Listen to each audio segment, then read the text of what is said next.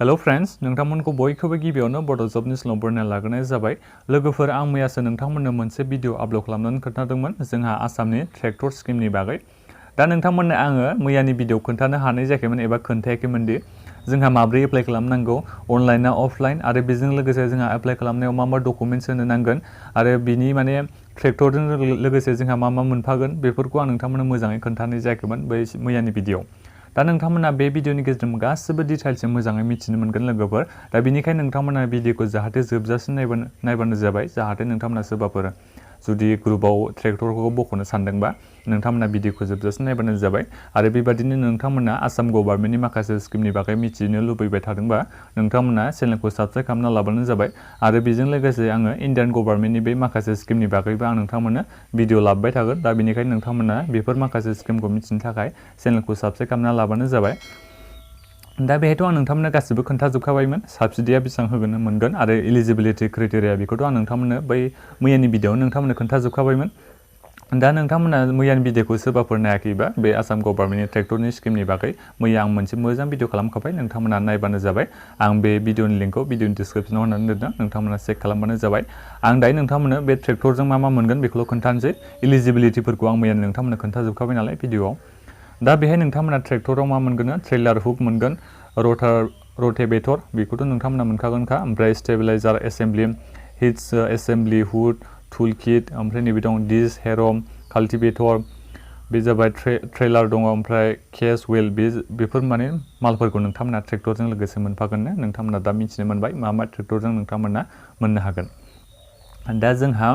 बेहाय माब्रै एप्लाइ खालामनो आं बेखौ नैबे खोन्थानि लोगोफोर नोंथांमोना एप्लाइ खालामनो थाखाय गिबियावनोथ' डिस्ट्रिक्टनि डिपुटि कमिशनारनि अफिससिम थांनांगोन माने डिसिनाव नोंथांमोना खबर लाहैनांगोन बिनिसिम थांनानै नोंथांमोना एप्लाइ खालामनो हागोन डिसि नङाबाबो नोंथांमोना सार्कोल अफिसाराव थांनानैबो खबर लाहैनो हागोन एबा एप्लाइ खालामनो हागोन नङाबा नोंथांमोना डिस्ट्रिक्टनि एग्रिकालचार अफिसारनिसिम थांनानैबो नोंथांमोना बे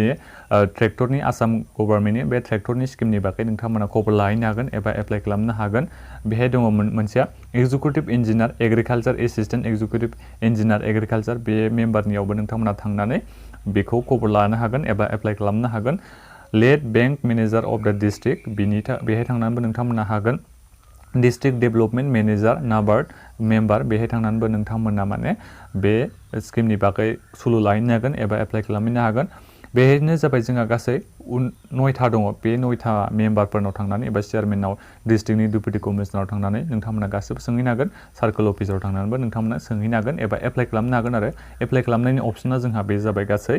6था दङ बे 6थानि गेजेराव नोंथांमोना बबेयाव थांनानै एप्लाइ खालामहैयो डिस्ट्रिक्टनि डिपुटि कमिशनाराव थाङो ना सार्कोल अफिसाराव थाङो ना एग्रिकालचार अफिसाराव थाङो नोंथांमोना थांनानै जाहाथे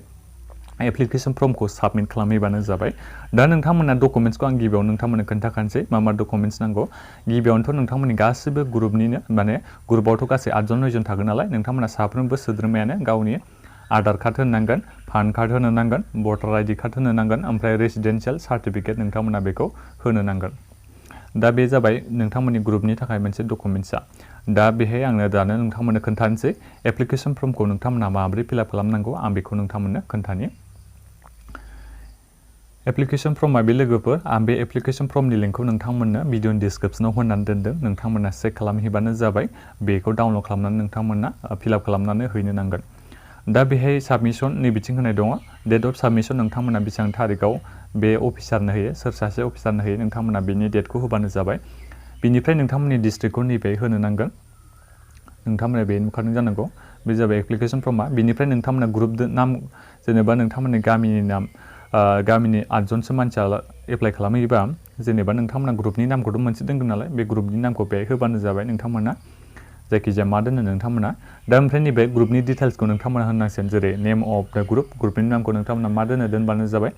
बिनिफ्राय जुदि नोंथांमोननि बे ग्रुपआ रेजिस्ट्रेसन खालामनायबा जुदि दंखायोबा नोंथांमोना नैबे रेजिस्ट्रेसन अथ'रिटिखौ होबानो जाबाय इफ रेजिस्टार होन्दों नालाय रेजिस्टार गैयाबाबो जागोन बे जेबो नंथ'आ नोंथांमोना होलायनो नाङा जेनेबा रेजिस्ट्रेसन नङाबा ओमफ्राय रेजिस्ट्रेसन नाम्बार डेटखौ नोंथांमोना होबानो जाबाय दङबा जुदि गैयाबा नोंथांमोना होआबाबो जागोन इफ रेजिस्टार होन्दों जुदि रेजिस्टार खालामनायबासो नोंथांमोना बे होनांगोन होनना बे बुंदों ओमफ्राय बिनिफ्राय ग्रुपनि कन्टेक्ट नाम्बार होबानो जाबाय नोंथांमोना ओमफ्राय ग्रुपनि इमेल आइडि ग्रुपनि भिलेजनि नामा बेहाय होबानो जाबाय पोस्ट अफिसआ मा पिएसआ मा पिएस माने police station total number of मेम्बारा नोंथांमोना खैजन दं बेखौ नोंथांमोना होबानो जाबाय name of office bearer with designation बेखौ नोंथांमोना होनो नांगोन जाय जायगानिखौ नोंथांमोना बबे जायगायाव थांनानै बेखौ साबमिट खालामनांगोन बिनि डिजिगनेशनखौ बेहाय होबानो जाबाय नोंथांमोना सेन्सास नेम अफ सेन्सास भिलेज नोंथांमोननि सेन्सासनि भिलेजआ मा बेखौ नोंथांमोना होबानो जाबाय ब्लकआ मा बेखौ लिरदो बेहाय एलएसि माने लेजिस्लेटिभ एसेम्बलि काउन्सिला बहा नोंथांमोना बेखौ नैबे होबानो जाबाय गावबागाव काउन्सिलनि नामखौ ओमफ्राय दानिया नोंथांमोनाथ' ग्रुपआवथ' मोनसे एकाउन्ट खुलिनांगोन नालाय ग्रुपनि नामै मोनसे नोंथांमोना बेंक एकाउन्टखौ खुलिनांगोन जायखिजाया ग्रुपआव मोनसे नोंथांमोननि बेंक एकाउन्ट थानांगोन दा बेंक एकाउन्टनि डिटेल्सखौ होनांगोन जेरै बेंकनि नाम्बार होनांगोन बेंकनि नामा मा ब्रान्चआ मा ओमफ्राय आइएफएससि कोडआ मा बेंकनि contact number of bank branch बे बेंक ब्रान्चनि कन्टेक्ट नाम्बारखौ नोंथांमोना होनांगोन फन नाम्बारखौ ओमफ्राय बेंक ब्रान्चनि नोंथांमोना इमेल आइडि होनो नांगोन कारेन्ट बेंक बेलेन्स नोंथांमोननि बे ग्रुपआव बेसेबां फैसा दङ बेखौ नोंथांमोना बेहाय होनो नांगोन इन दा सेट एकाउन्ट बेसेबां दङ नोंथांमोना बेखौ होबानो जाबाय आरो बेहाय नोंथांमोना बेसेबां सोनानै दोनदों ग्रुपआव जायखिजाया एसेथ' फैसा थागोन नालाय नोंथांमोना ओमफ्राय दाना बेहाय ग्रुपनि डिटेल्सखौ होनो नांगौ जेरै नैबे सासे नोंथांमोननि ग्रुपनि मेम्बारनि नामखौ बेहाय होबायना दा बे ग्रुपनि मेम्बारनि नामनि बिफा नङाबा एबा सासे मानसिनि होबानो जाबाय हासबेन्डनि नाम नङाबा बिफानि नाम होबानो जाबाय ओमफ्राय बेहाय केटेगरिया मा एससि एसटि जेनेरेल वुमेन अबे नोंथांमोना होयो बेखौ होबानो जाबाय एसटि बा एसटि नोंथांमोना लिरना होबानो जाबाय भटार आइडि नाम्बारखौ होदो बे मेम्बारनि नामखौ ओमफ्राय केसिसि नाम्बार दङबा होबानो जाबाय गैयाबाबो जागोन होनदों इफ एनि होनदों नालाय ओमफ्राय बे मेम्बारनि कन्टेक्ट नाम्बार होबानो जाबाय बेखौ नोंथांमोना होनांगोन ओमफ्राय बे केन्डिडेटनियाव गासै बेसेबां बिगा दङ हाया बेखौ लिरबानो जाबाय गासै आरो बे टटेल बिगा खै बिगा हा दं बेखौ लिरनांगोन ओमफ्राय खै बिगा हायाव आबाद मावजायो बेखौ नैबे लिरना होनांगोन बे गासिबो बेबायदि होननांगोन जेनेबा नोंथांमोना 10 जनसिम हायो नालाय 8 जन बा बिसिम लिरलांबानो जाबाय 9 जन बा बिसिम लिरदो आंथ' नोंथांमोननो खोन्थाखाबायानो नैबेथिं गासै हाया बेसेबां बे मेम्बार सासेनिया जेनेबा नैबे सासेना बेलेग नाम आरो न'खरनिया ओमफ्राय बेनि बेलेग नाम होदो बिनि केटेगरिया मा बेहाय होदो भटार आइडि नाम्बारखौ बे मेम्बारनिखौ होदोलाय ओमफ्राय बिनिफ्राय बिनि हाया बेसेबां दङ गासै बेखौ नैबे लिरदो जेनेबा 3 बिगा बा 3 बिगा ओमफ्राय आबाद मावनो थाखाय गासै हाया दङ 1 बिगा बा 1 बिगा बिदि लिरनानै होबानो जाबाय आरो नोंथांमोना पइन्ट हिसाबै खै बिगा दं बे मेम्बारनि गासिबखौबो आरो दा बिनिफ्राय नैबे दङ चइस अफ ब्रेन्ड नोंथांमोना माबायदिखौ जेनेबा ट्रेक्टरखौ माबायदिखौ नोंथांमोना लुबैयो बेखौ गावबागाव चइस खालामना होनो नांगोन नैबे होनदों choice of brand model dealer price of tractor unit नोंथांमोना बबे मोनसेखौ सायख'यो नोंथांमोननिसो ग्रुपनिसो माबा जासिगोन बियो जेनेबा नोंथांमोना ट्रेक्टरखौ मडेलखौ चइस खालामनो थाखाय नैबे www.farmer.gov.in बेहाय थांनानै नोंथांमोना चइस खालामनो हागोन बेहाय गासिबो प्राइस होनाय दङ डिटेल्स होनाय दङ नोंथांमोना बबे मोनसेखौ मोजां मोनो बेहाय नैबे गाहायनि लिंकआव थांनानै नायग्रोनानै नोंथांमोना सेलेक्ट खालामबानो जाबाय ओमफ्राय बे ट्रेक्टरनि गासिबो डिटेल्सखौ नोंथांमोना बे लिरना होबानो जाबाय जेनेबा choice of brand choice of model name and address of dealer प्राइसआ बेसेबां बेफोरखौ नोंथांमोना लिरनानै होबानो जाबाय नैबे नायनानै बबे बायदि ट्रेक्टरखौ माबायदि ब्रेन्ड जेनेबा महेन्द्र नांगौ ना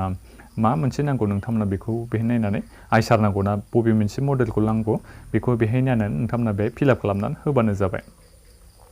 बे जाबाय जोंहा माबाया दाना डकुमेन्ट्सआ मा नांगौ बेहाय नैबे जाबाय ग्रुपनिया लोगोफोर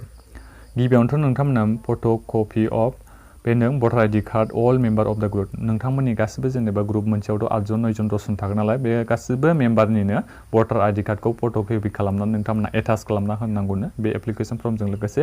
बिनिफ्राय photo' copy of groups bank account passbook and bank statement नोंथांमोना पासबुक आरो बेंक स्टेटमेन्टखौ कपि खालामना होनांगौनो ग्रुपनि बेंक एकाउन्टनि डिटेल्सखौ बिनिफ्राय केसिसि मेम्बार्स दङबा होजागोन गैयाबाबो नोंथांमोना बेहाय सिन्था खालामनाङा इफ एनिसो होन्दोंना दंबा होबानो जाबाय गैयाबा गैयासै आरो power of attorney for authorise signature of the in the firm of affidavit नोंथांमोना power of attorney for authorise signatory in the firm of affidavit नोंथांमोना मोनसे सिगनेचार लानो नांगोन ना अल फट'कपिस मास्ट बि attach by the group leader president group लिडारा गासिखौबो बेखौ attach खालामना होजोबनांगोन लोगोफोर बे डकुमेन्ट्स मोनब्रैखौ नोंथांमोना गोसोआव लाबानो जाबाय नैबे मोनसेखौ नोंथांमोना गैयाबाबो जागोन 3 नाम्बारा बेखौ नोंथांमोना होजोबनो नांगोननो दा बिनिफ्राय नैबेथिं सिगनेचार बिदों नोंथांमोननि गासिबो मेम्बारनि नामखौ बिथिं लिरदो बिनिफ्राय बिफा एबा हासबेन्डनि नामखौ बिथिं होजोबदो बिनिफ्राय बिथांमोननि सिगनेचारखौ नैबेथिं लाजोबबानो जाबाय बिनि गासिबो सिगनेचारखौ नोंथांमोना बिथिं होजोबबानो जाबाय बिनिफ्राय नोंथांमोननि जायगाया मा बेखौ नैबेथिं होदो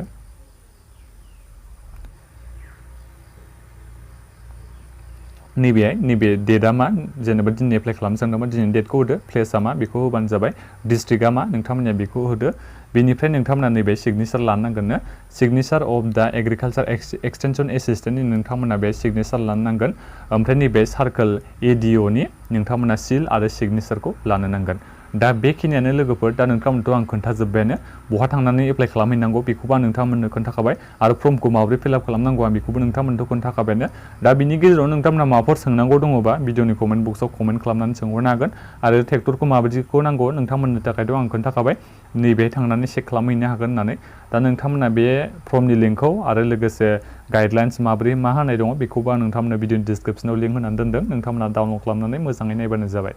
दा भिडिअआ बेखिनियानो लोगोफोर गोबावानो जाबाय भिडिअआ दा बेनि गेजेरावनोथ' आं सोंखाबाय नोंथांमोनखौ बुजियाखैबा भिडिअनि कमेन्ट बक्सआव कमेन्ट खालाम होननानै आरो चेनेलाव गोदानै फैदोंबा चेनेलखौ साबस्क्राइब खालामबानो जाबाय जाहाथे नोंथांमोना बेबायदिनो आसाम गभर्नमेन्टनि स्किमफोरखौ मिथिनो हायो चेनेलाव गोदानै फैदोंबा चेनेलखौ साबस्क्राइब खालामदो आरो भिडिअखौ नोंथांमोना लोगोफोरनो शेयार खालामबानो जाबाय जाहाथे बयबो मिथिनानै एप्लाइ खालामनानै लानो हायो गोजोन्थों लोगोफोर